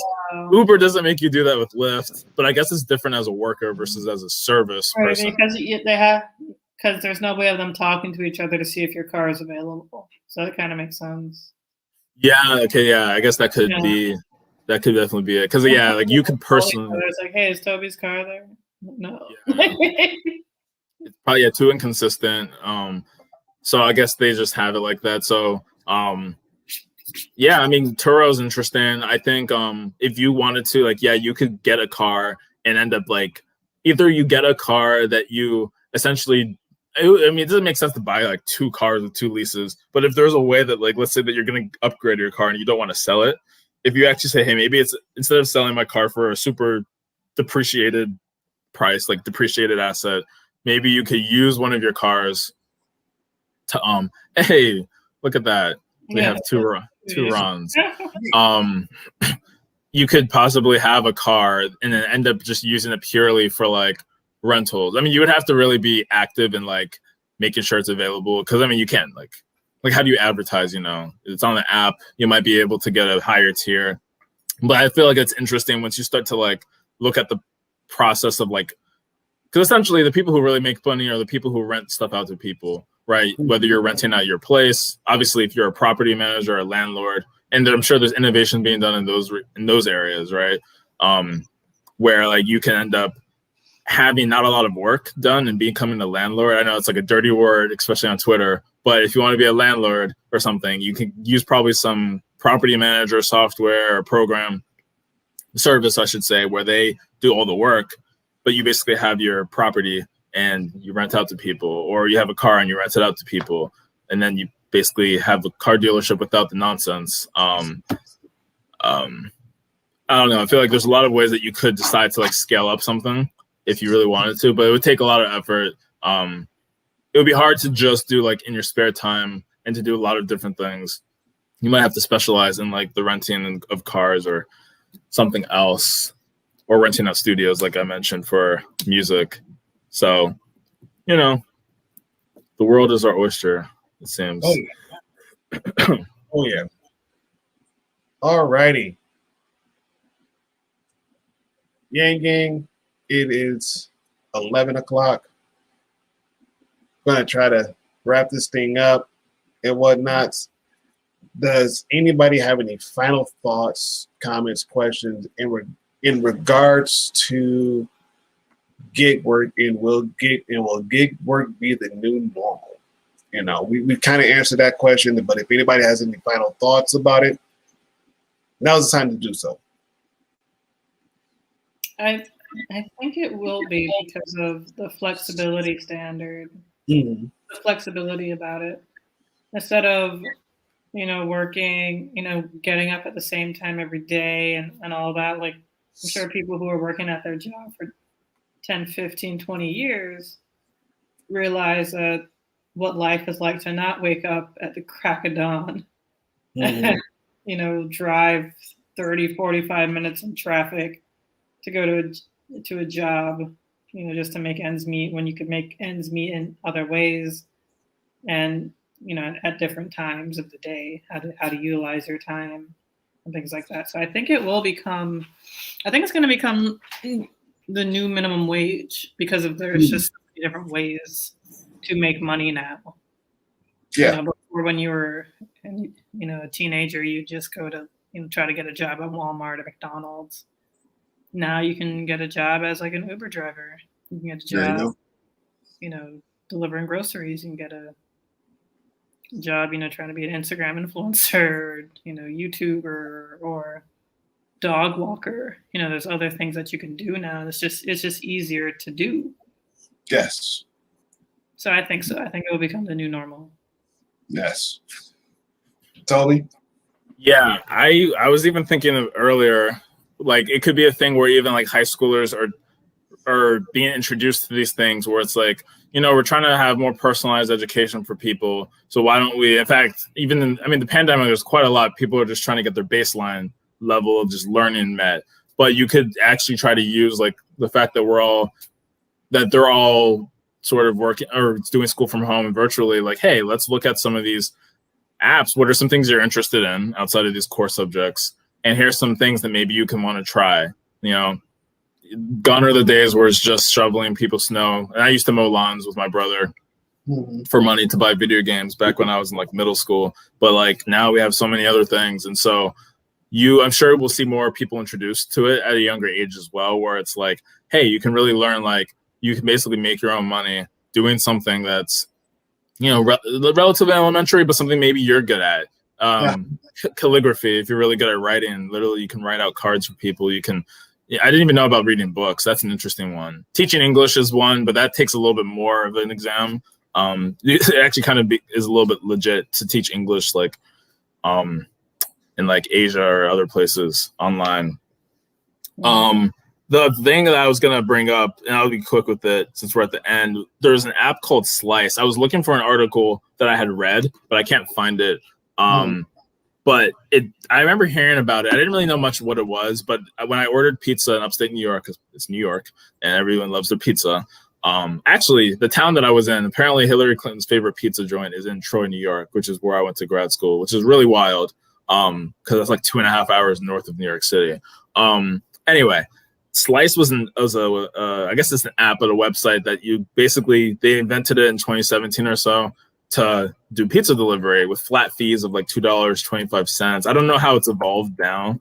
I haven't used it since like 2018, but I actually saw a recent thing like a few weeks ago. I remember seeing something about Slice, and it was basically talking about I saw it on March 14th because I was looking for deals on Pi Day. So I was like, let me see if I can find a pizza deal. And I didn't really find one, but I saw like basically Slice accelerate I'll see if I can post the link later, but it was saying Slice was helping pizzerias thrive during the pandemic. And the CEO was talking about how he created this, and it was a big family thing. His parent, his grandparent, and people had created, they own pizzerias because I think he's Italian. And so, like, it was really emotional for him to kind of see this take off more now during the pandemic, even though it's obviously like a harder time, but everyone still like was ordering food. So it was still, they were able to thrive, and they got like a lot of money. I think they got $42 million raised in venture capital in I forgot what year it was, but I guess people really did not want Domino's and other people to dominate the market. No pun intended, dominate the market. So Slice is doing their thing. I think it was literally called slicelife.com. So I thought that was cool. And I think there was like one other thing, but it's an interesting world that we're getting into. If we had more, like, I have my own idea for something, but I don't think it's possible because it's maybe not completely legal, but it's fine. Not I can't just drop that and like not say it. I had wanted to do something along the lines of being able to use, because I was always good at school, right? And I relatively enjoyed learning, especially when it came to math. So I was like, why don't I just like do people's math homework for them? But there's a lot of moral things that are wrong with that. Wait, what do you say, Al? So I guess that is kind of illegal because of that whole USC scandal thing. Yeah. Oh, actually, I didn't even think about for college admissions. Yeah, there's actually, I need to watch the Netflix doc that just came out. I wasn't thinking about like, oh man, because I know that. I know that. I know you were thinking about just like doing it for college kids or high school kids or whatever. But like, that's still sort of the case to just do people's homework for them. You can't do that. Yeah, it would be more like for people who know what they're doing, but they just don't have time to like go through 20 integration by parts questions or differential equations nonsense, where it's just like, I know how to do this derivative, I know how to do this math, but the questions can be so repetitive and so time consuming. Like when I took Calc 2, literally the professor told us just put some stuff. Yeah, at one point he said put it into Wolfram Alpha, which if you guys don't know is like, yeah. I didn't know it until I took Calc, and I was like, you can just literally put calculus questions in and other math, but the fact you can put in calculus questions and it will give you like the answer. I was like, this should not be legal. And our homework was on a portal on WebAssign, so it's not like they would check your work, Mm-hmm. So some things you couldn't Wolfram Alpha, but a lot of things you could. And the professors were literally telling us in office hours, stick the dangling into Wolfram Alpha, because they know that it was so repetitive to do all of these just for no reason. Like they would just assign so much, and they didn't have full control over what was assigned. They just took the problem sets, I guess. So that's why I thought of it. I thought of it last year around the beginning of the pandemic when I was questioning my very life and existence, and if I even liked what I was doing. I was like, I like math, I like academic, I could literally just do people's calc, linear algebra, I'll do some proofs, theoretical math, I don't care. I'll help, or I'll at least tutor and walk people through how to do it. But college kids are broke, and they have a lot of resources at their own schools. So so it's profitable anyway. So I don't know. I was just trying to like think of an idea to use high-end skills like that require a degree or a master's, but for gig work. And like the closest that you can get is like designing websites for people or helping to build apps, I guess. But that's my like final conclusion is if I could find a way to use like high-end skills where it's like I can still make about the same money that I would make as a software engineer, which would be very, very hard, but that would be cool where you can really design their time and work with people, clients one-on-one. But that's a dream for another lifetime, I guess. We'll see. Okay. Ron?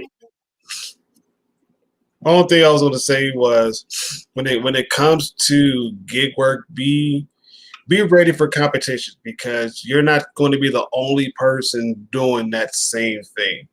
And I know I had to find that out the hard way, but it made sense. to do a lot of my travels outside of my area, outside of my region, because going to other regions and other areas, they tend to pay a little bit more and they tend to tip a little bit more because it's not as concentrated as it is where I live. So do keep that in mind, that if you have a good working car, and especially if you don't mind traveling to a different area that you know fairly well, go for it. Other than that, I have nothing else further. And that concludes, ladies and gentlemen, woohoo, of our stream.